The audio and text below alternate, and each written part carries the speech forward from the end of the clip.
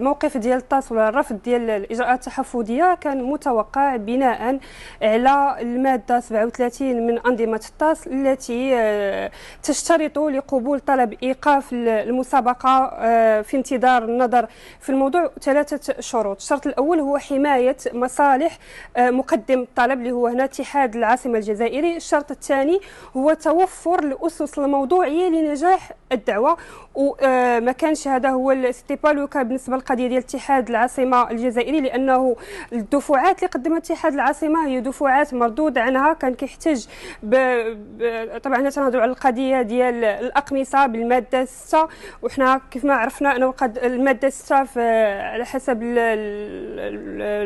النظام ديال المسابقه كيعطي الحق لهذه الانديه انها تطعن في الاقمصه قبل بدايه المسابقه وماشي في احنا اليوم على مشارف نهايه المسابقه. الشرط الثالث كان هو